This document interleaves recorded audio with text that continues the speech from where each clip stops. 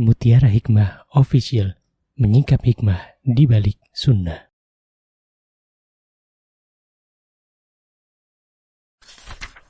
Salurkan donasi terbaik Anda untuk mendukung dakwah Mutiara Hikmah Official. Umroh akhir tahun plus Daurah Parenting Islami bersama Ustadz Hanan Yasir MA, Ustazah Imro'atul Azizah, 2 kali sholat Jumat. Kelas Daurah Parenting setiap hari. Konsultasikan dan daftarkan diri Anda sekarang juga. Mari kita ikut serta dalam pembebasan tanah wakaf untuk pembangunan Masjid Mutiara Hikmah. Estimasi kebutuhan dana sebesar Rp1.125.000.000. Bagi Anda yang ingin menyalurkan donasi, bisa melalui rekening Bank BSI di nomor rekening 2200220245 atas nama Masjid Mutiara Hikmah.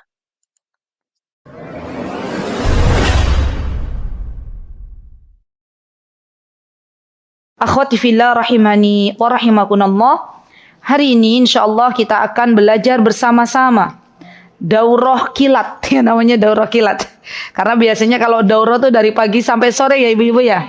Ini namanya daurah kilat. Ya enggak apa-apa. Ala kulli hal, ya semoga apa yang kita dapatkan pada hari ini bermanfaat. Itu yang kita berdoa kepada Allah Subhanahu wa taala. Dan judul tema yang akan kita pelajari pada hari ini adalah, judulnya apa di player? Dosa-dosa yang tidak disadari oleh kaum wanita.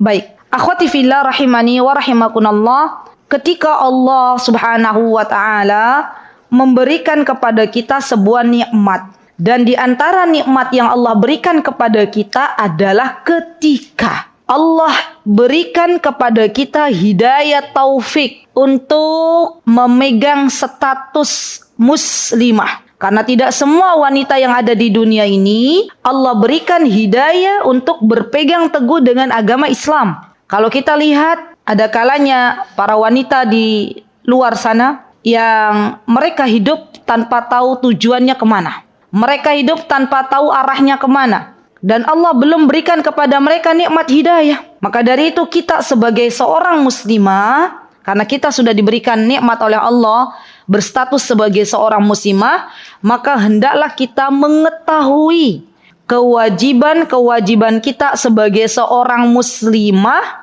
dan juga apa-apa yang harus kita jauhi dari dosa-dosa yang seharusnya tidak kita lakukan. Dan di antara dosa yang kadang tidak disadari bagi seorang muslimah adalah ketika seorang muslimah tidak tahu urusan agamanya. Saudariku yang saya cintai karena Allah, menuntut ilmu agama, mencari ilmu agama itu bagian dari kewajiban yang telah diperintahkan dalam agama kita. Rasulullah sallallahu alaihi wasallam bersabda, "Thalabul ilm fardhu ala kulli muslim," dan juga ala kulli muslimah. Menuntut ilmu, yaitu ilmu agama, itu hukumnya wajib.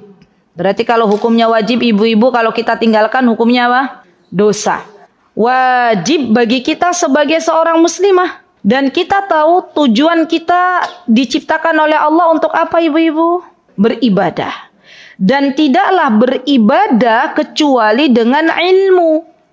Maka sudah selayaknya, sudah sepantasnya seorang muslimah itu mengetahui urusan-urusan agamanya. Landasan dalilnya apa? Landasan dalilnya adalah yang disabdakan oleh Rasulullah SAW, "Thalabul ilmi faridatun ala kulli muslim." Dan juga di sini masuk sebagai muslimah. Dan banyak seorang muslimah itu yang mengaku dirinya sebagai seorang muslimah tapi belum tahu bacaan sholat. Itu yang paling penting ya teman-teman ya. Belum tahu tata cara wudhu yang benar, sebagaimana telah dianjurkan oleh Nabi kita Muhammad sallallahu alaihi wasallam. Ada enggak seorang muslimah yang datang Ramadan ikutan saja puasanya? Ada? Hanya ikut-ikutan. Oh, orang-orang beriman pada puasa di bulan Ramadan, saya ikutan puasa. Tapi belum tentu ia dapat mengetahui tentang hukum-hukum yang berkaitan dengan puasa itu sendiri. Kalau boleh saya tanya lagi, ibu-ibu, adakah orang yang berangkat haji atau umroh tapi belum mengilmui bagaimana hajinya Rasulullah SAW atau bagaimana umrohnya Rasulullah SAW? Ada? Banyak lagi ya. Berarti ketika berangkat apa yang mereka bawa bekalnya? Betul, uang ya. Memikirkan oleh-oleh. Bahkan saya pernah mendengar ada, ya saya tidak menyebutkan dari daerah mana, ada jamaah umroh itu ya, bekal duitnya itu untuk membeli sesuatu di 2 kota suci itu lebih banyak daripada ongkos umrohnya. Ya Masya Allah. Nah seharusnya kalau kita pengen diterima ibadah umroh kita, ibadah haji kita, maka kita harus berilmu. Jadi sekali lagi ya teman-teman, coba deh kita tanya diri kita masing-masing. Wudhu kita sudah benar belum? Salat kita sudah benar? Belum. Jangan-jangan selama ini kita salat hanya sebatas rutinitas saja. Salat ikutan salat. Salat Allahu Akbar. Yang ada pikiran kita closingan, orderan. Ya. Duit, cuan. Coba. Padahal Allah itu zat yang maha baik. 1 kali 24 jam dalam sehari semalam. Allah hanya meminta kepada kita 5 waktu saja. Coba lihat. Gimana nggak baiknya Allah coba. 5 waktu. Sekali teman-teman salat, 1 kali salat itu berapa menit coba? 5 sampai 10 menit. Ya. Kalau sudah 5 menit, itu udah 5 menit itu udah minimal. Salatnya buru-buru. Ya. Asal sholat dengan gerakan tanpa menghadirkan hati, apakah kita tidak malu dengan Allah yang selama ini telah berbuat baik kepada kita? Wallahi, kita itu banyak sekali melakukan atau belum memenuhi haknya Allah. Kita itu banyak sekali melakukan sesuatu yang kalau kita beribadah belum kita lakukan secara maksimal. Maka yuk, bareng-bareng yuk. Mumpung kita masih diberikan kesempatan untuk bisa sholat. Yuk perbaiki sholat kita. Sebelum kita memperbaiki sholat, perbaiki wudhu kita. Belum lagi yang namanya ilmu agama itu luas cakupannya ibu-ibu. Bukan hanya sholat, bukan hanya puasa, termasuk diantaranya seorang muslimah harus paham tentang zakat. Seorang muslimah harus paham tentang bagaimana kewajiban ia terhadap suaminya. Seorang muslimah harus paham bagaimana tentang darah yang setiap bulan keluar dari farjinya. Itu masih banyak ilmu agama yang harus ia tunaikan. Belum lagi ibu-ibu, ilmu agama yang paling penting adalah ilmu agama mengenal Allah Subhanahu wa taala. Kemarin saya mengisi kajian di mana ya? Sekarang hari apa? Rabtar. Di Magelang. Di Magelang. Senin saya ngisi di Magelang. Di Muntilan. Itu ada pertanyaan, judulnya overthinking, ya. Tidak mendapatkan kebahagiaan dalam hidup. Ternyata kuncinya bagaimana sih kita itu biar dapat kebahagiaan hidup? Apa yang harus kita lakukan? Ternyata di antara jawabannya adalah ketika kita mampu mengenal Allah Subhanahu wa taala. Ketika kita tahu Allah Azza wa Jalla itu adalah zat yang memberikan segala kebutuhan hambanya. Coba deh ibu-ibu. Kita tuh akan bersyukur terus sama Allah. Kita akan bahagia terus hidupnya kalau kita belajar ilmu tauhid. Jadi ilmu agama itu sangat banyak. Makanya ya saya nasihatkan untuk diri saya dan teman-teman semuanya, jangan pernah menjadikan mencari ilmu agama sebagai sebuah sampingan. Tapi jadikan mencari ilmu agama sebagai prioritas dalam kehidupan kita. Jadi sekali lagi bahwa mencari ilmu agama itu bukan sampingan ya akhwat. Mencari ilmu agama itu adalah sebuah prioritas. Sampai kapan kita mencari ilmu agama? Sampai Allah mencabut nyawa kita. Sampai kita kembali kepada Allah Subhanahu wa ta'ala. Dan jangan pernah menyombongkan diri ketika kita sudah belajar ilmu agama dan berhenti untuk tidak melanjutkan ilmu agama. Karena ketika kita belajar ilmu agama dan semakin lama kita belajar menyelami ilmu agama, maka kita akan diberikan oleh Allah Subhanahu wa taala rasa bahwa ilmu yang kita miliki itu baru sedikit dibandingkan dengan ilmu Allah yang Allah turunkan ke muka bumi ini. Ya, jadi biasanya orang kalau menuntut ilmu agama, itu ya baru menuntut ilmu agama, baru mencari ilmu agama, itu rasanya sudah yang paling benar sendiri. Sudah yang paling gitu ya. Padahal nanti kalau sudah semakin lama baru tersadarkan, ya Allah, selama ini saya kemana aja ya Allah. Ya Allah, ternyata ya, seperti ini tuh baru saya tahu ketika usia saya sudah 50 tahun. Masya Allah, ada nggak ibu-ibu yang begitu, Bu? Ada. Maka jangan pernah menyombongkan diri. Jangan pernah pula kita meremehkan orang yang baru belajar ilmu agama. Ya akhwat, wahai saudariku, kalau ada saudara kita yang baru belajar ilmu agama, rangkul. Katakan selamat datang. Sambut ia dengan penuh sukacita. Karena bisa jadi ketika ia datang pertama untuk menuntut ilmu agama dan berjumpa dengan kita, kemudian kita hangat dalam menyambutnya, kemudian orang yang belajar ilmu agama ini akhirnya terpesona dengan akhlak kita dan keesokan harinya mau datang lagi ke majelis ilmu. Ya, jadi Masya Allah, indah rasanya kalau kita ini semuanya ya saling menghargai sesama saudari kita seorang muslimah. Ya, Masya Allah. Baik, yang kedua, ini banyak ya poinnya. Yang kedua adalah ini nih.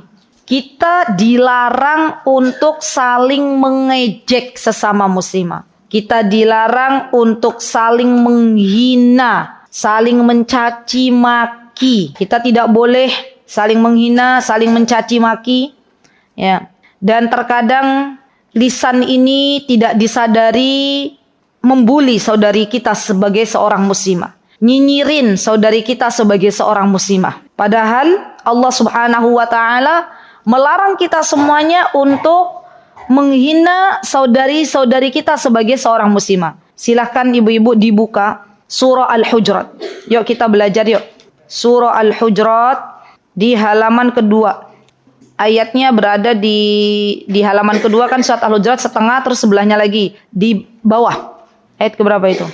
Ayat 11. Yang udah bawa Quran silakan lihat di HP. Surah Al-Hujurat ayat 11. Sudah? Baik. Allah Subhanahu wa taala berfirman, apa kata Allah Subhanahu wa taala? A'udzu billahi minasyaitonir rajim.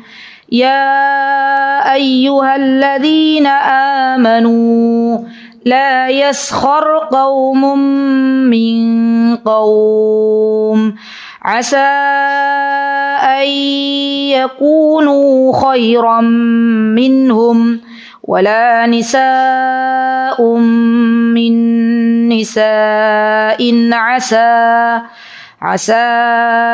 an yakunna khairan minhun wala talmizu anfusakum wala tanabazu bil alqab bi'sal ismul fusuqu ba'dal iman wa man lam yatub fa ulaika humudz zalimun. Lihat apa kata Allah.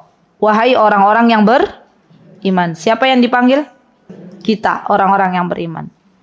Kata Allah Subhanahu wa taala, wahai orang-orang yang beriman, janganlah kalian saling mengolok-ngolok. Ya, Masya Allah. Dan ini panggilan untuk kita. Janganlah kalian saling mengolok-ngolok, janganlah kalian saling merendahkan, janganlah kalian saling menertawakan, janganlah kalian saling nyinyir. Ya. Kenapa? Karena bisa jadi orang yang kita nyinyirin itu lebih baik daripada kita. Karena bisa jadi orang yang kita olok-olok itu ternyata di hadapan Allah lebih baik daripada kita. Sampai ibu-ibu coba lihat. Di sini tuh sampai Allah tuh menegaskan. Biasanya jarang loh. Allah ketika memberikan sebuah perintah untuk kaum muslimin, maka biasanya itu sudah mencakup bagi seorang muslimah. Ya. Tapi di dalam surah Al-Hujurat ayat 11 ini Allah tegaskan kembali wala nisaun. Berarti bagi perempuan-perempuan. Lihat, sampai ada ayatnya wala nisa'um min nisa'in. Kata para ulama termasuk Ibnu Katsir, ini menunjukkan bahwa dosa mengolok-ngolok, dosa nyinyirin, dosa mengejek, dosa mencela ini juga banyak dilakukan oleh para wanita. Ya Allah. Sadar atau tidak sadar, Bu? Ketika kita bertanya kepada seorang gadis yang belum menikah, padahal usianya sudah 28 tahun, 29 tahun lah, sudah mau mendekati kepala 3. Terus kita nih, ya, tanya dengan lisan kita bilang ini, kapan nikah? Gitu ya. Itu kira-kira boleh nggak sih? Nggak boleh. Mbak itu bilang, Leono yang lamar aku yo gelem gitu, mau. Tapi kan buktinya selama ini kata mbaknya belum ada. Dan itu apalagi nanti kalau ditambahin, Mbak, kok orang nikah-nikah Mbak, Mbok nanti jadi gadis lapuk gitu ya. Jadi apa? Perawan tua. Hah, itu ngejek. Tapi terkadang tidak disadari. Atau coba deh teman-teman yang anak-anak muda nih. Kalau kita lihat di sosial media, itulah haula wala quwata illa billah. Banyak sekali anak-anak muda ini yang berkomentar tanpa berpikir terlebih dahulu. Saling mengejek, saling mencela bapaknya orang lain, mencela ibunya teman kita. Padahal itu dilarang dalam agama kita. Ya. Mencela organisasinya, mencela apa yang menjadi pemahamannya, akhirnya saling mencela. Itu tidak boleh ya akhwat. Maka saya nasihatkan diri saya dan teman-teman, jangan sibukkan waktu kita dengan menulis komentar. Itu habis waktu kita. Iya enggak? Lebih baik kita habiskan waktu kita untuk hal-hal yang bermanfaat. Ustazah bagaimana kalau misalnya kita punya teman hobinya nyinyirin? Dah jangan deket-deket. Ya. Iya, karena itu nanti nular ke kita. Ya. Ustazah gimana kalau kita punya teman sukanya mencela kita? Udah jauhin. Ya. Memang temannya cuma itu. Betul. Karena teman itu benar-benar ya akhwat. Teman itu apa yang ada pada agama teman kita itu pasti nanti secara tidak disadari kita pun akan ikut-ikutan.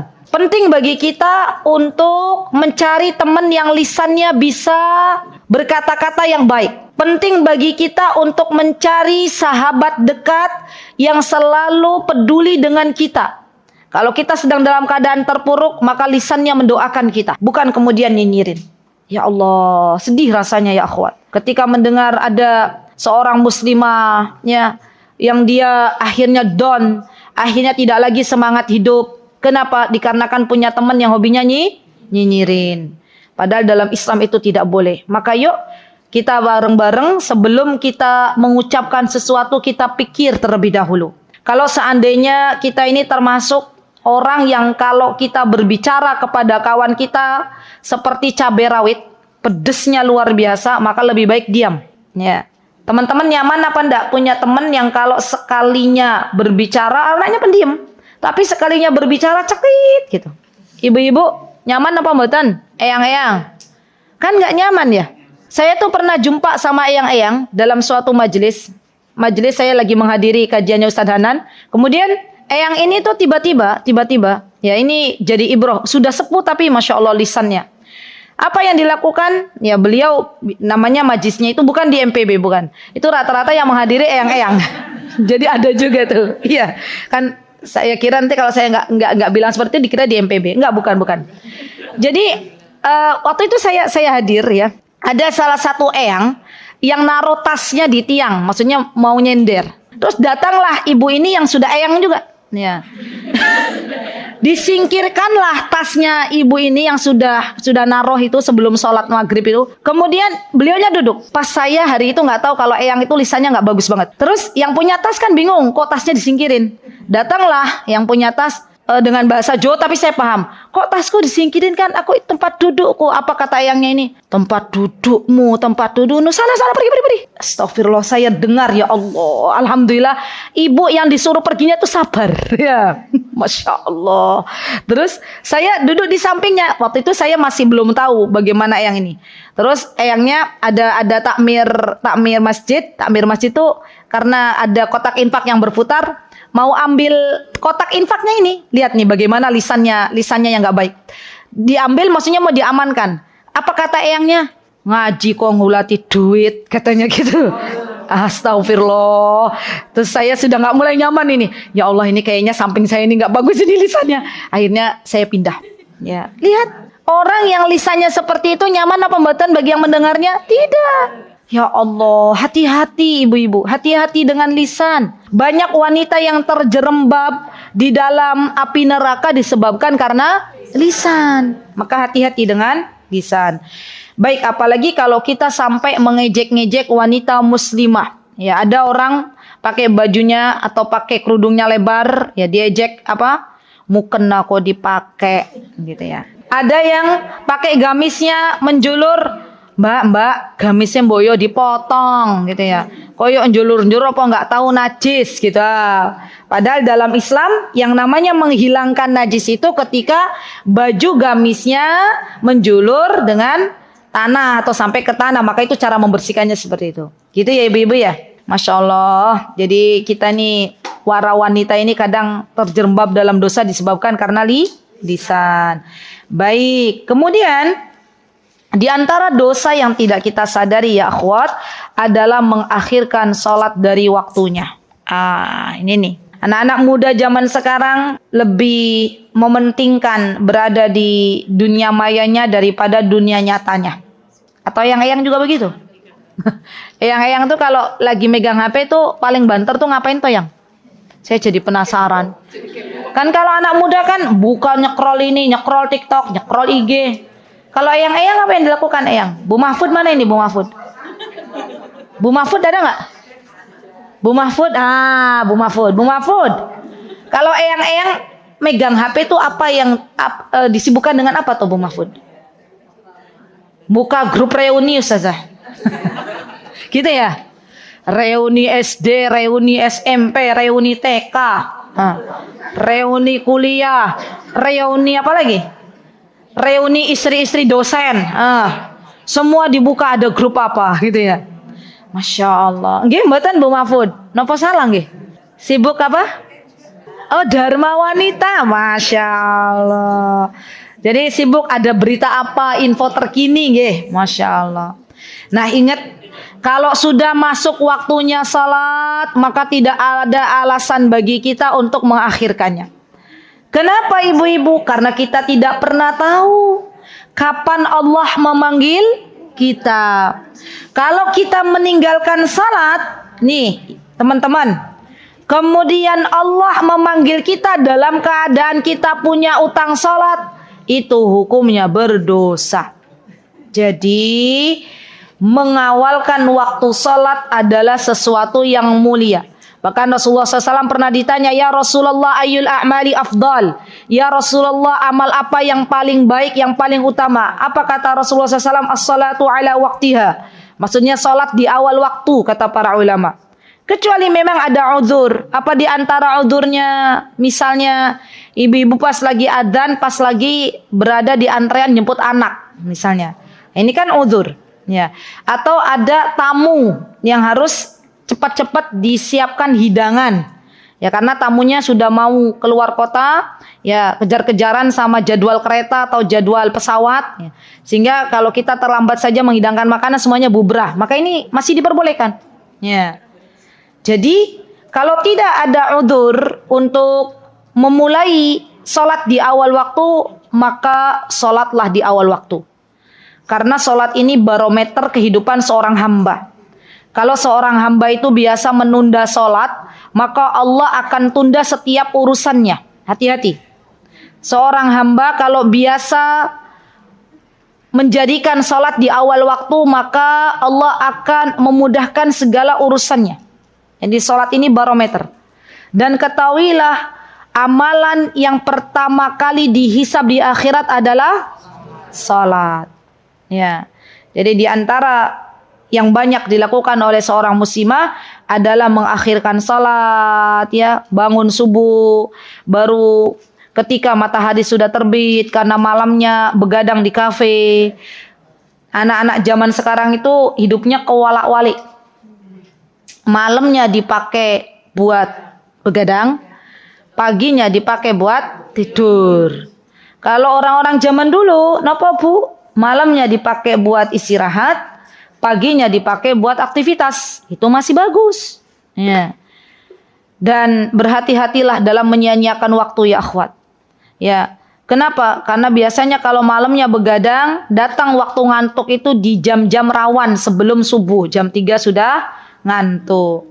Karena baru tidur jam 3, semalam nggak tidur, akhirnya bangun tidur jam berapa? Jam 7. Matahari sudah terbit. Jadinya meninggalkan salat, ya. Jadi mengakhirkan waktu salat itu adalah sesuatu yang tidak diperbolehkan di dalam agama kita, apalagi meninggalkan salat. Masya Allah ya. Allah tuh maha baik banget. Allah tuh tahu kok. Kalau kita nih emak-emak muslimah ini banyak sekali kesibukannya. Coba ibu-ibu saya mau tanya. Sibuk siapa sih Bu? Kita sama bapak-bapak? Ibu Bu Mahfud. Oh. Kok bisa Bu? Hah? Semua dikerjakan dari jemput anak, nganter anak gitu ya. Terus masak. Apalagi? Bersih-bersih. Wah. Apa Bu? Makanin ayam? Semuanya ya. Dari kita bangun sampai tidur kembali. Nah, dan Allah tuh zat yang maha baik, tahu emak-emak tuh sibuknya luar biasa. Maka kata Allah apa? Kata Allah, perhatikan salat 5 waktumu. Rasulullah SAW mengatakan, idza shalatil mar'atu khamsa. Kalau nih seorang muslimah ini jaga salat 5 waktunya, nggak pernah ditinggalkan. Dijaga salat sesuai dengan waktunya. Syukur-syukur bisa di awal waktu. Wa shamat syahroha. Dan dia puasa di bulan Ramadan. Ya, di sini didahulukan puasa yang wajib, salat yang wajib. Kemudian kata Rasulullah SAW, seorang wanita muslimah ini hafizat farjaha. Ini tantangan lagi nih. Seorang muslimah yang pandai menjaga dirinya. Lihat ibu-ibu, banyak sekarang itu seorang muslimah yang mengaku dirinya muslimah, tapi ternyata di belakang selingkuh dengan laki-laki yang bukan mahram. Alasannya apa? Alasannya suaminya sedang berada di luar kota. Benar, nyata ini. Loh, kemarin ketika saya mengisi kajian di Magelang, saya sebelum mengisi kajian tuh ditowel-towel sama panitia. Nanti tolong ya Ustazah, disentil-sentil jamaahnya. Lah kenapa Bu? Ini masalah selingkuh gitu loh. Hah? Ada selingkuh di sini banyak katanya gitu. Astagfirullahaladzim. Iya betul. Jadi mungkin kita nih karena masya Allah ya teman-teman hidup di Jogja gitu ya, masya Allah ya. Ternyata semakin di kampung itu semakin banyak juga yang selingkuh. Hati-hati. Makanya pandai-pandai jaga diri. Seorang muslimah itu kalau suaminya tidak ada maka dia berhati-hati. Ya, berhati-hati ketika bermuamalah dengan laki-laki yang bukan mahram. Baik ini nih Bu ya, baik lewat HP maupun di dunia nyata. Karena kadang ada orang yang nggak pernah keluar rumah tapi naudzubillah, tapi kerjaannya apa? Suka chat duluan ke laki-laki yang bukan mahram. Lihat, naudzubillah. Bahkan saya pernah ya mendapatkan curhatan dari salah satu jamaah. Ini benar nih, nyata. Jamaah ini tiba-tiba sebelum curhat nangis. Saya kaget. Kenapa Mbak kok nangis? Beliau cerita bahwa ibunya yang sudah kepala 5, yang mendekati kepala 6. Itu kalau bapaknya sudah tidur malam-malam itu video callan sama teman SMA-nya. Betul. Lihat. Kemungkaran di mana-mana ya akhwat. Makanya kata Allah Subhanahu wa taala, seorang muslimah itu yang menjaga salat 5 waktunya, yang menjaga puasanya, yang menjaga dirinya. Ya, walaupun suami kita tidak ada di rumah tapi Allah melihat kita. Ya. Dan yang keempat, wa ata'at zaujaha atau wa ata'at ba'laha, dan mentaati suaminya. Maka besok seorang muslimah yang dia sudah mengerjakan 4 ini, besok disiapkan oleh Allah, dibukakan pintu surga selebar-lebarnya, dan dia dipersilakan Mbak Putri memasuki istana. Silahkan masuk dari pintu manapun yang kau kehendaki. Pengen apa pengen Bu? Pakai banget lagi. Tapi yang paling berat nih dari 4 ini mana? Taat suami. Ibu-ibu yang jawab sendiri. Taat suami ya, masya Allah. Makanya kita ini para istri ya Allah, banyak banget dosa kita ke suami kita ya ibu ya. PR. Tulis PR setelah selesai kajian, deadline-nya sampai besok. Nggak besok deh, barangkali nanti kita nggak dibangunkan sama Allah. Sampai nanti malam sebelum tidur. Ya. PR. Ya, sampai nanti malam sebelum tidur, tolong ibu-ibu minta maaf ke suaminya masing-masing. Iya, minta maaf. Saya kalau minta maaf sama suami itu setahun sekali. Loh kapan Bu? Pas Idul Fitri gitu ya. Loh, minta maaf kok setahun sekali. Padahal melakukan dosanya setiap hari.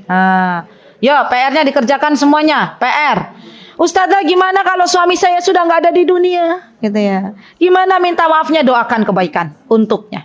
Ya, doakan kebaikan tentunya. Ya Allah, luaskan kubur suamiku. Ya Allah, ampuni dosa suamiku. Ya Allah, angkat derajat suamiku. Ya Allah, terus didoakan. Ya. Yang masih punya suami bersyukur.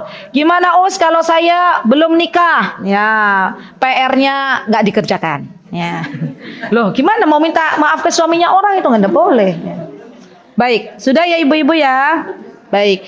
Kemudian di antara dosa yang banyak dilakukan oleh kaum wanita adalah, lihat, ini yang paling sering.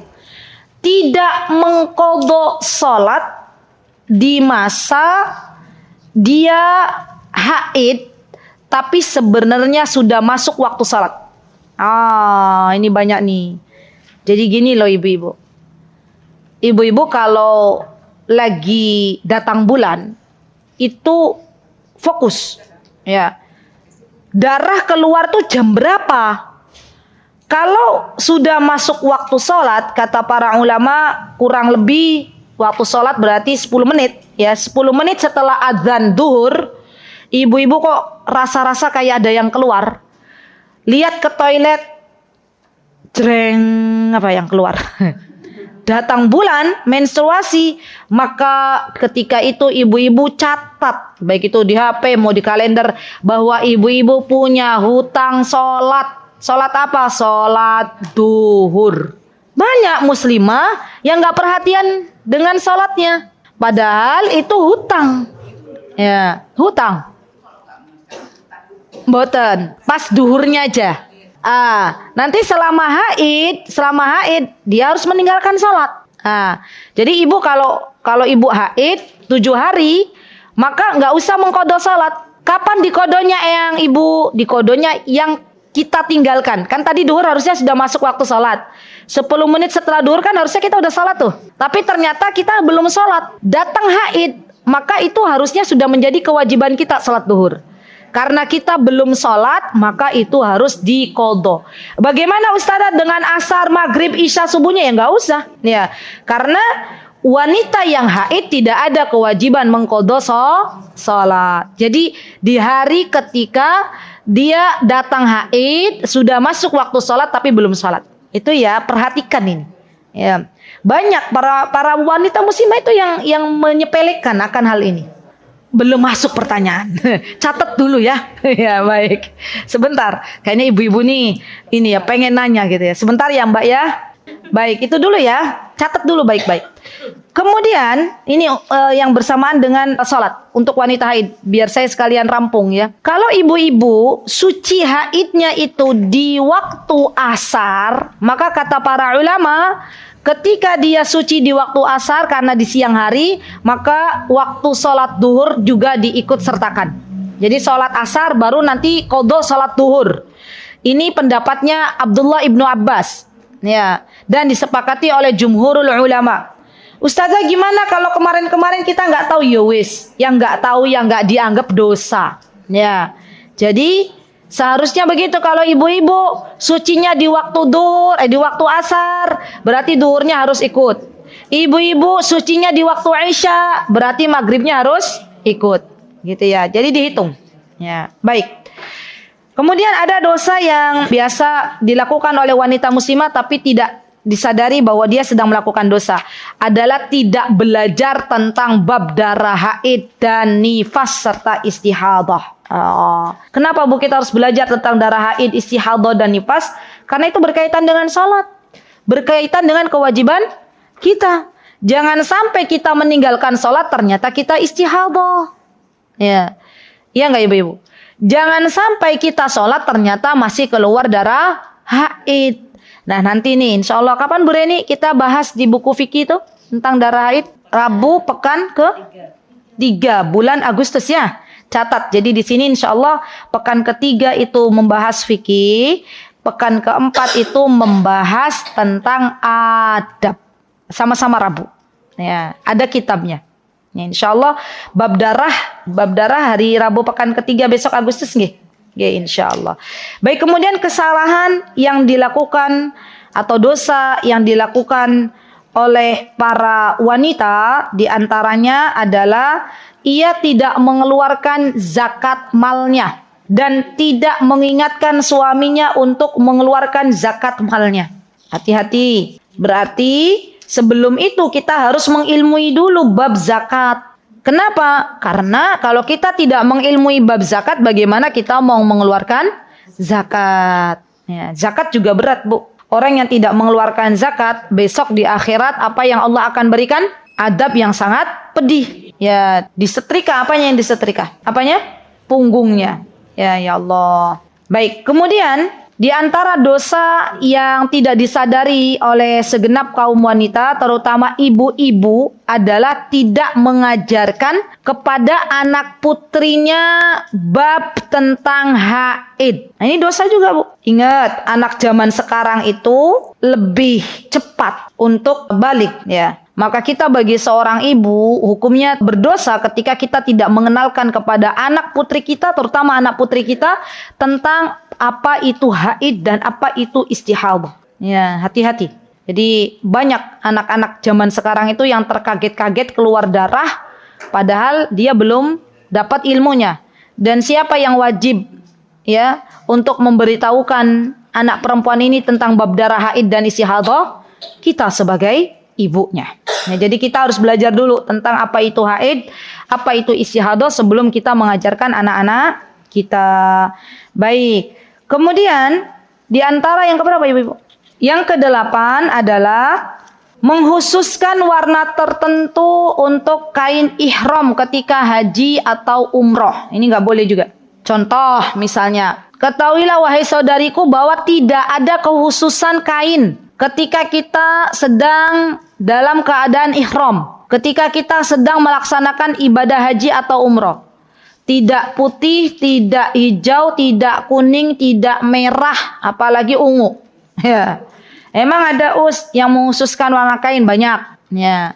Jadi bagi seorang wanita, apa yang harus dipakai? Yang harus dipakai adalah yang tidak tembus pandang. Ya. Kain apapun boleh dipakai. Yang nggak boleh dipakai kain kafan. Ya. Kan belum meninggal. Gimana kain kafan mau dipakai? Ya. Jadi boleh. Yang paling afdal yang seperti apa? Yang berwarna gelap. Kenapa? Karena biasanya warna gelap itu tidak tembus pandang. Ya. Kan lagi berdempel-dempelan ya Bu, lagi tawaf. Jangan sampai aurat kita itu justru menjadi fitnah bagi laki-laki yang ada di belakang kita. Ya. Apalagi sampai ya lekukan-lekukan tubuhnya itu terlihat. Ya, bagaimana kasihan para laki-laki yang sedang beribadah terfitnah dengan tubuh kita sebagai seorang wanita muslimah. Jadi milikilah rasa malu yang besar ketika kita akan memakai baju ihram. Ya, dan tidak ada warna tertentu bagi seorang wanita yang dikhususkan di dalam agama kita. Monggo, ibu-ibu mau pakai warna apapun silahkan. Yang penting tadi syaratnya apa? Tidak tembus pandang. Baik. Kemudian di antara kesalahan yang banyak dilakukan oleh kaum wanita yang tidak disadari adalah tidak konsisten dalam menggunakan hijab. Ya. Jadi kalau ngaji pakai kerudung, pakai gamis, giliran ke rumah tetangga pakai daster. Nah, itu ada nggak ibu-ibu yang model begitu? Banyak. Giliran manggil tukang sayur, Pak, sayur, gitu ya. Keluar ngambil dompet, dasteran. Padahal kalau ngaji rapet. Ya. Pakai kerudung, pakai kaos kaki, pakai gamis. Tapi giliran ketemu sama Pak tukang sayur, ya mabur jilbabnya. Ya, itu masih menjadi PR bagi wanita-wanita muslimah ya ibu-ibu. Ya, dan saya sering melihat ya wanita-wanita muslimah yang saya tahu persis kalau ngaji itu pakai jilbab, giliran ke tetangga jilbabnya terlepas. Ya, wallahu taala alam. Kenapa itu? Maka perhatikan hijab kita, Ya. Jadi kita ketika menutup aurat itu ketika kita keluar rumah. Ya, di dalam rumah kalau tidak ada laki-laki yang bukan mahram maka boleh ya kita membuka jilbab. Tapi kalau ada laki-laki yang bukan mahram, siapa laki-laki yang bukan mahram? Contohnya adalah sepupu, itu bukan mahram. Ipar, itu bukan mahram. Maka berhati-hati selagi kita satu rumah dengan ipar kita, selagi kita satu rumah dengan sepupu kita, maka jaga aurat kita. Ya. Hati-hati Bu, banyak para wanita itu yang akhirnya kebablasan ya dengan iparnya seperti dengan kakak atau adik kandungnya. Padahal namanya ipar itu kata Rasulullah SAW, alhamu maut. Ya, ipar itu adalah maut. Ya, maksudnya maut ini apa? Bahaya. Ya. Makanya istilahnya ada di Indonesia itu turun ranjang dan naik ranjang. Ya, istrinya meninggal nikah dengan adik istrinya atau dengan kakak istrinya. Suaminya meninggal nikah dengan kakak suaminya atau dengan adik suaminya. Boleh dinikahi ipar. Maka hati-hati ya akhwat, hati-hati. Baik. Kemudian di antara kesalahan yang dilakukan banyak oleh kaum wanita adalah tidak menundukkan pandangan. Hati-hati ya Bu. Bagi teman-teman yang sudah pada berniqab, yaitu juga hati-hati ketika memandang, ya, tundukkan pandangan kita. Saya pernah melihat seorang wanita yang berniqab, pandangannya tajam banget gitu ya, Masya Allah. Ya, maksudnya memandang laki-laki yang bukan mahram, ya, itu hati-hati. Jadi baik itu yang berniqab ataupun yang tidak berniqab sama aja. Ya, kita tuh sebagai seorang muslimah, Allah perintahkan kita untuk menundukkan pandangan. Ya, dan itu Allah loh. Ghaddul basar itu bukan hanya untuk laki-laki, tapi ghaddul basar juga untuk perempuan, lebih khusus untuk wanita-wanita muslimah. Imam Ibnul Qayyim rahimahullahu taala, beliau pernah mengatakan bahwa sesungguhnya asal-muasalnya maksiat itu berasal dari pandangan. Ingat Bu, memandang sesuatu yang tidak diridhai oleh Allah itu maksiat, itu dosa. Bahkan kalau kita ternyata sengaja memandang laki-laki yang bukan mahram kita, baik di layar HP kita maupun di dunia nyata, maka itu kita memberikan celah syaitan untuk mengganggu kita. Coba ibu-ibu, kalau ibu-ibu ini keluar rumah menundukkan pandangan, pulang dari luar sampai rumah, ibu-ibu akan mengatakan suamiku adalah orang yang paling ganteng sedunia. Tapi ketika ibu-ibu keluar rumah, ibu-ibu pandangannya nggak dijaga, lihat laki-laki suaminya tetangga lebih ganteng, gitu ya. Misal, sampai ke rumah yang tadinya lihat suami tetangganya glowing putih mukanya, misal, ya hidungnya mancung, pas sampai rumah lihat suaminya black sweet, gitu ya. Ya, lihat suaminya hidungnya nggak mancung-mancung banget. Dia bilang, kok suamiku kayak gini banget ya, gitu ya. Padahal dari dulu juga begitu. Ya. Apa yang menyebabkan dia berpikir seperti itu? Karena dia melihat suami tetangganya. Ya. Maka hati-hati, rumput tetangga lebih indah atau lebih hijau. Jadi gimana kalau kita sampai akhirnya ngobrol dengan laki-laki yang bukan mahram? Yuk jangan dipandang, dipalingkan pandangannya. Itu sebagai seorang muslimah gimana? Jadi gimana prakteknya? Ada takmir di situ. Misalnya kita mau bilang, Mas, misal contohnya Bu Reni mau, kan Bu Reni biasa ya misalnya bermuamalah, contoh ya Bu Reni, contoh. Maka Bu Reni bilang, Mas, tolong ambilkan air. Tidak memandang tapi mengalihkan pandangan. Ya, ke tembok lah, ke mana ya. Yang penting jangan langsung mandang. Ya.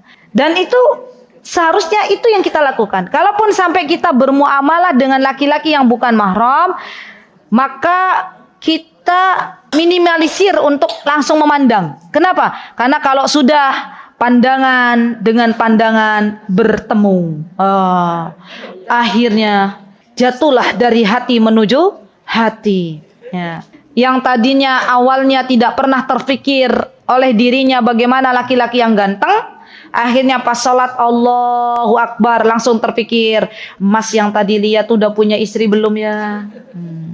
Jadi terfikir. Ya, makanya penting bagi kita untuk menundukkan pandangan. Baik. Kemudian di antara dosa yang banyak dilakukan oleh wanita-wanita muslimah adalah membuang-buang makanan. Ini penting juga nih. Itu kan dosa bagi seorang muslimah tapi nggak sadari. Ya, misalnya dalam walimah ya disediakan macam-macam makanan. Ya. Maka dia ambil semuanya, tapi giliran mau makan kenyang. Ini mubadzir, nggak boleh kayak gitu ya akhwat. Allah Azza wa Jalla ya tidak menyukai sesuatu yang mubadzir. Bahkan mubadzir ini temannya syaitan. Jadi kalau kita datang ke walimah ya secukupnya aja, makan satu-satu. Ya. Jangan sampai punya mindset nanti nggak kebagian. Ya. Kalau kita datang ke walimah, oh saya mau ngicip ini, ya sudah diicip, habiskan, ambil lagi. Ya. Begitu pula ketika ibu-ibu semuanya umroh, haji. Saya doakan dulu semoga ibu-ibu di sini, mbak-mbak, eyang-eyang yang belum pernah berhaji, belum pernah berumrah, semoga Allah mudahkan untuk berhaji dan umrah. Amin. Banyak-banyak berdoa sama Allah. Allah itu zat yang maha kaya, ibu-ibu. Kalau kita berdoa, Allah ijabah doa kita. Kalau kita meminta, Allah kasih. Ya. Allah itu sesuai dengan prasangka kita. Nanti ibu-ibu kalau pas umroh, pas haji dapat hotel bintang berapa maunya? Oh, bintang 5. Ya, kita itu kadang kalau minta fasilitas ya, Bu. Ya, baik itu fasilitas dunia ataupun fasilitas akhirat, biasanya kita pengennya yang paling wah. Tapi kalau kita diminta sama Allah, ayo beristighfar, ayo berzikir ini, ayo ini, kita milihnya yang paling minimalis nggak? Nah, itulah kita manusia, ya. Oke, bintang 5. Oh, apalagi di bintang 5. Itu makanan dari timur sampai barat semua ada. Mau yang jenis apapun ada. Maka ujian tuh. Ujian. Ya benar ujian. Ibu-ibu kalau dikasih bintang 5 sama Allah, hotel bintang 5, baik itu umrah ataupun haji, sebelum masuk ruang makan tuh sudah bilang gini sama Allah, ya Allah, tolong ya Allah luluskan hamba dari ujian ini ya Allah. Iya, karena pengennya semua dimakan. Gimana? Dan saya banyak menemukan kasus, nih Bu nih, jamaah umroh yang ngambil banyak sekali, diicip sedikit ditinggal. Itu banyak. Sampai waktu itu saya foto mau saya jadikan tulisan agar lebih berhati-hati. Masya Allah. Dan Masya Allah ya ibu-ibu, saya tuh ngerasa banget. Alhamdulillah wa syukrulillah kemarin tuh. Dan ini penting juga ya, penting. Kemarin ketika kami diberikan kesempatan oleh Allah Subhanahu Wa Taala untuk haji bersama orang-orang Arab, bersama orang-orang domestik, ya orang-orang yang warga sana, itu di sana itu saya belum dapatkan di ketika umrah atau haji. Itu ada petugas di ruang makan itu yang khusus kayak alo-alo gitu, tapi pakai mulut. Ya, dia bilang gini, ya akhwat, pakai bahasa Arab, ya akhwat ambil secukupnya, ya akhwat ambil secukupnya. Makanan masih banyak. Kalau kalian mau lagi ambil, makan dulu yang ada, makan dulu. Masya Allah, saya lihat Bu, baik itu orang Indonesia ataupun orang Arab ataupun orang Afrika, karena itu kita jadi satu, maka itu ngambilnya sedikit-sedikit, betul, ngambilnya sedikit. Ya, karena apa? Karena ada yang mengingatkan. Ya, jadi itu bagus tuh. Berarti nanti kalau ibu-ibu mau walimah tuh ada ketuanya tuh. Ambil secukupnya gitu ya. Kalau makanan masih banyak gitu ya. Makanan masih banyak gitu kan. Masya Allah. Belum ada kan di Indonesia? Belum ada. Kenapa saru ya Bu ya? Atau kita tulisin tidak meninggalkan makanan atau gimana lah dengan tulisan. Itu kemarin di Arab tuh benar-benar waktu saya lihat orang-orang tuh melihatnya secukupnya, mengambil secukupnya, makan balik lagi boleh ya.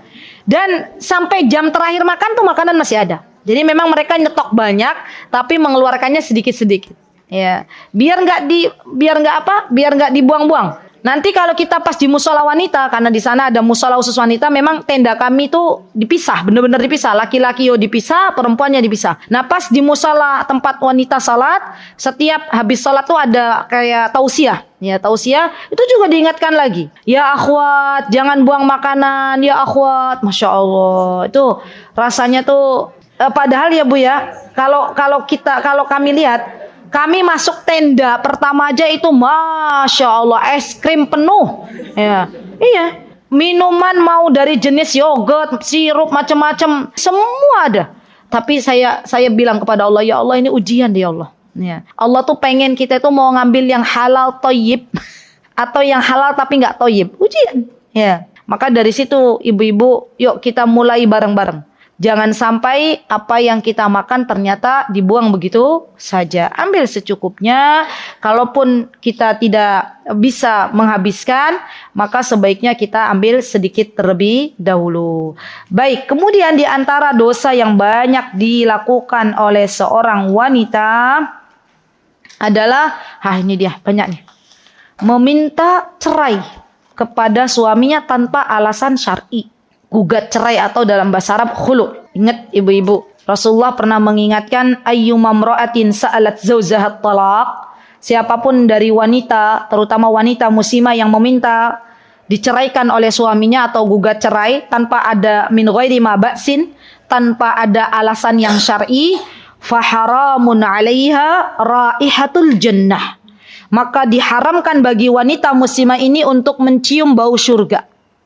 Padahal yang namanya wangi surga itu bisa tercium dari jarak sekian dan sekian. Maka kalau nggak ada alasan syar'i, jangan sampai kita dikit-dikit minta gugat cerai. Setiap kita itu diuji, ibu-ibu, masing-masing ujiannya. Ada yang diuji sudah menikah belasan tahun belum dikasih anak, ujian. Ada yang sudah punya suami, qadarullah suaminya belum mau sholat di masjid. Ada yang diuji oleh Allah punya suami tapi suaminya masih malas-malasan untuk mencari nafkah. Ada juga. Ya, semua kita diuji oleh Allah. Maka apakah kita bisa bersabar dengan ujian Allah atau kita mengambil jalan pintas? Itu semuanya dikembalikan kepada diri kita masing-masing. Jadi jangan bermudah-mudahan untuk meminta cerai, apalagi zaman sekarang kalau kita lihat ya data yang ada di kantor apa itu biasanya? Pengadilan atau KUA itu kalau itu? Pengadilan, maka banyak kasus ya pada zaman sekarang wanita yang meminta cerai kepada suaminya. Baik. Kemudian di antara dosa yang banyak dilakukan para wanita yang tidak disadari adalah menceritakan hubungan ranjang. Maksudnya gimana menceritakan hubungan ranjang? Ya, misalnya dia mengatakan kepada sahabatnya, walaupun itu sudah sahabat dekat, ya sesama wanita, tentang bagaimana keadaan dia di malam hari dengan suaminya, ya, ketika sedang melakukan hubungan badan, hubungan biologis. Nah, itu juga tidak diperbolehkan. Ya, jadi tutup rapat-rapat, rahasiakan rapat-rapat, karena ini tidak diperbolehkan di dalam agama kita. Walaupun bercanda, ya bapak-bapak misalnya bercanda gitu ya. Ya, menceritakan hubungan ranjangnya itu juga tidak boleh. Ya, cari candaan yang lain yang lebih baik. Ya, jangan bercanda dengan hal-hal yang dilarang di dalam syariat. Baik, kemudian di antara dosa yang tidak disadari oleh seorang wanita muslimah adalah dia banyak menolak laki-laki salih ketika datang untuk melamarnya. Dengan alasan apa? Dengan alasan yang bermacam-macam. Ada yang mau melanjutkan karirnya, ada yang mau melanjutkan studinya, ada yang mau ya macam-macam. Nah, itu nggak boleh ya akhwat. Tahukah wahai saudariku bahwa hari ini perbandingan antara gadis dengan perjaka itu perbandingannya bukan 1:4 lagi, tapi sudah 1:6, bahkan lebih. Ya, jadi kalau ada yang datang kepada kalian laki-laki yang salih, yang baik agamanya, maka tidak boleh kita tolak, ya, karena akan datang fitnah di kemudian hari. Ya, apa sih yang mau dicari lagi gitu kan? Nah, gimana ya Us? Kata ibu saya katanya laki-lakinya harus mapan dulu. Nah, ada nggak biasanya begitu? Mapan itu bukan standar, ya. Mapan hari ini kalau nggak soleh habis uangnya. Ya. Maka yang menjadi standar untuk calon menantu kita itu adalah kesolihan ibu-ibu. Bukan mapan atau tidaknya. Dunia bisa dicari berdua. Ya, dunia bisa dicari berdua. Ya, nanti kalau sudah menikah, minta sama Allah, maka Allah akan kayakan. Jadi bagi ibu-ibu terkadang ya kasihan. Saya pernah dapat curhatan anak gadis ya yang didatangi banyak lamaran tapi ditolak oleh kedua orang tuanya dengan alasan belum mapan. Ya. Jangan sampai nanti kecolongan datang ya calon menantu dengan mobil mewahnya ya yang 1 pintu apa 2 pintu biasanya. Ternyata itu rental betul. Nah, itu nggak boleh juga. Ya kelihatannya mapan tapi ternyata zong, ya ternyata tidak ada apa-apanya. Baik. Kemudian di antara dosa yang tidak disadari oleh seorang muslimah adalah ketika dia tidak, kalau tadi hubungannya menikah, maka ini masih ada hubungannya menikah. Ketika dia tidak mempelajari ya kewajiban-kewajiban dia sebagai seorang istri. Jadi kalau mau nikah itu jangan cuma modal cantik, jangan cuma modal glowing, tapi juga harus punya ilmunya. Zaman sekarang banyak sekali, Masya Allah, kajian-kajian yang sifatnya online, ya, yang membahas tentang kehidupan pranikah, gitu kan ya? Yang membahas tema tentang pranikah. Masya Allah, itu ikuti, bagus itu. Ya, bagi seorang ibu yang punya anak gadis juga boleh mengikut sertakan anak gadisnya untuk menghadiri daurah-daurah atau kajian-kajian yang membahas tentang pernikahan. Ya, karena yang namanya nikah itu ibadah dan ibadah itu butuh ilmu. Baik, kemudian di antara dosa yang banyak dilakukan wanita yang tidak disadari adalah menyemir rambutnya dengan warna hitam. Terutama nun sewu bagi eyang-eyang yang sudah berambut putih gitu ya. Biar kelihatan lebih muda. Maka kalau mau nyemir yuk jangan hitam. Gimana Us kalau nyemirnya rambutnya warna merah kuning hijau? Monggo. Ya, boleh. Tapi jangan warna hitam. Silakan, boleh. Warna pirang boleh Us, monggo. Warna biru boleh Us, monggo. Tapi hitam tidak boleh. Ungu boleh, silakan. Ada yang mau warna ungu? Masya Allah. Saya itu membayangkan eyang-eyang warnanya ungu itu kayak mana gitu ya. Masya Allah. Baik, yang penting bukan warna hitam. Ya. Kenapa? Karena Rasulullah melarang ini. Ya, jadi tidak boleh seorang wanita, baik itu wanita muslimah maupun seorang laki-laki muslim yang menyemir rambutnya dengan warna hitam. Termasuk teman-teman ini ya, wanti-wanti. Termasuk bagi teman-teman yang punya profesi sebagai perias atau yang membuka salon. Tidak boleh juga teman-teman menyediakan semir berwarna hitam. Ya, Ustazah emang boleh seorang muslimah bekerja sebagai merias atau yang berprofesi sebagai orang yang biasa misalnya di salon boleh. Ya, boleh. Itu di antara pekerjaan yang diperbolehkan. Kenapa? Karena kalau misalnya semua yang di salon itu laki-laki, bagaimana nanti akan merawat wajah seorang muslimah, ya, atau merawat rambut seorang muslimah. Jadi boleh. Dan tidak diperbolehkan baginya untuk nyetok ya semir warna hitam ataupun menyemirkan warna hitam kepada para customernya. Itu nggak boleh, para pelanggannya. Ya, tidak diperbolehkan. Termasuk di antara dosa yang tidak disadari oleh kaum wanita, kaum muslimah adalah mencukur alis. Mencukur alis, hati-hati nih. Banyak juga wanita muslimah yang sudah diberikan alis oleh Allah tidak disyukuri. Akhirnya apa? Dicukur, dipakailah alis palsu. Dalam hal ini hukumnya sama, Bu. Nggih. Jadi gini lah teman-teman, gini ibu-ibu yang semuanya. Nih ya, Allah itu telah menciptakan kita dengan sebaik-baik ciptaan. Allah itu tahu wajah yang begini nih alisnya jenisnya begini. Nah, Allah tuh tahu. Coba kita berpikir enggak? Saya sering mengatakan, kenapa Allah itu memanjangkan rambut kita tapi enggak memanjangkan rambut alis kita, coba. Ibu-ibu. Ini alis. Ya, alis tuh kenapa enggak pada kan sama-sama rambut ya? Coba rambut-rambut yang ada dalam tubuh kita rata-rata memanjang napa mboten? Rata-rata memanjang, rata-rata. Itulah ya. Tapi rambut alis nih sama Allah enggak dipanjangin. Artinya berarti Allah tidak suka kalau kita mencukur baik itu sebagian maupun seluruhnya rambut alis kita. Saya sering bilang, coba kalau rambut alis kita panjang gimana tukang gorengan? Ya diikat dulu baru dia goreng-goreng. Jadi bersyukur, alhamdulillah bersyukur sama Allah. Us gimana Us kalau misalnya di depan suami saya minta ditebelin alisnya pakai pensil alis. Tapi yang bisa dihapus ya, sebagian ulama masih memperbolehkan. Tapi nggak dicukur, nggak dipotong, nggak dikerok, apalagi disulam. Pernah ibu-ibu lihat ada culam alis?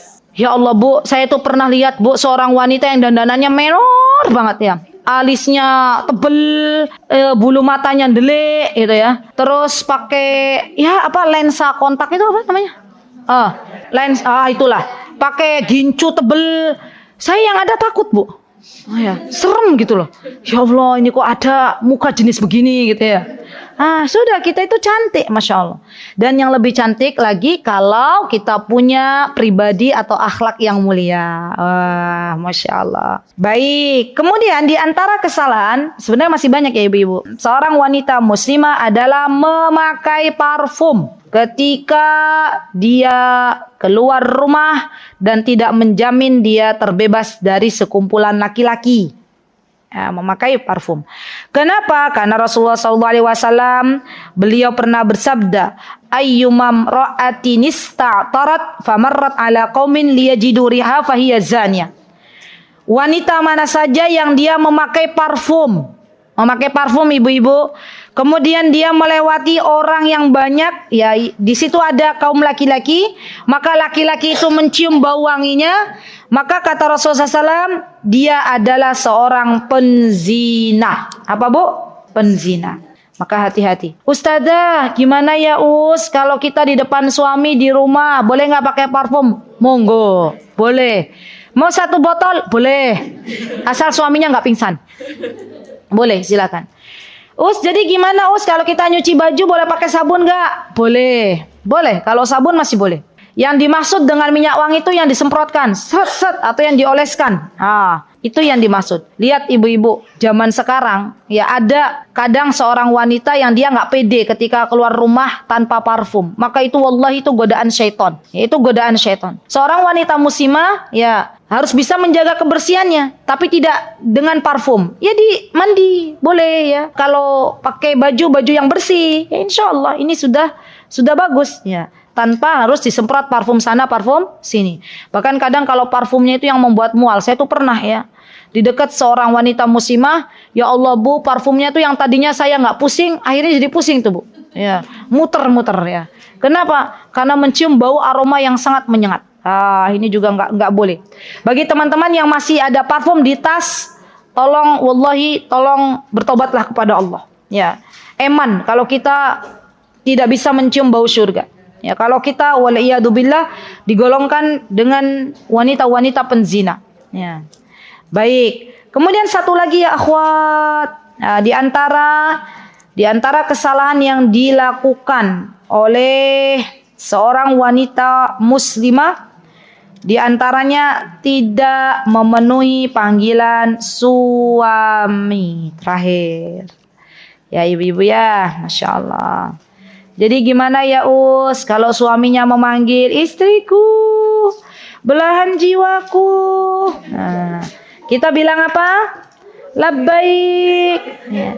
Iya suamiku, iya cintaku, ada yang bisa saya bantu? Masya Allah. Ya, suaminya ngajak ya untuk melayani, maka kita siap gitu ya. Apa bu? Siap. Jangan jadikan capek sebagai alasan. Ya, karena banyak wanita-wanita yang berkarir, ya banyak di luar rumah, giliran sampai di rumah sudah sisa-sisa tenaga, dan ketika suaminya minta dilayani beralasan bahwa dia sudah capek di luar rumah. Kenapa ibu-ibu? Ya, ketahuilah bahwa seorang istri yang menolak ajakan suaminya maka dia dilaknat. Ya, terkena laknat. Laknat itu artinya dijauhkan dari rahmatnya Allah. Sampai kapan? Sampai keesokan harinya. Maka kita minta tolong sama Allah, minta kekuatan sama Allah agar kita dimampukan untuk bisa melayani suami kita dengan sebaik-baik pelayanan. Ya, kalau kita menolak ajakan suami, bidadari yang ada di surga juga dia akan mengatakan, seorang istri yang di dunia, ya, dia itu nanti suamimu akan kembali kepada diriku. Ya, suami kita tuh punya bidadari-bidadari di surga. Kalau suami kita saleh, gimana kita gitu ya. Kita juga jadi bidadari. Ya, Allah jadikan sebagai bidadari yang akan menemani suami kita. Bahkan kita lebih indah daripada bidadari di surga. Kenapa? Karena kita punya cerita. Ya, punya cerita tahu? Punya cerita dengan suami kita. Wallahu ta'ala alam. Itu yang bisa saya sampaikan. Ibu-ibu mohon maaf. Berhubung ada pengajian juga. Yang ini Masya Allah enggak tahu sehari ngajinya berapa kali tuh yang? Ya, Masya Allah semangatnya luar biasa. Ya, Masya Allah. Jikalau ada kebenaran datangnya dari Allah Subhanahu Wa Taala, jikalau ada kesalahan datangnya dari saya pribadi, saya memohon maaf yang sebesar-besarnya. Aku qouli hadza wa astaghfirullah li wa lakum wa akhiru da'wana alhamdulillahirabbil alamin. Wassalamualaikum warahmatullahi wabarakatuh. Mutiara Hikmah Official, menyingkap hikmah di balik sunnah.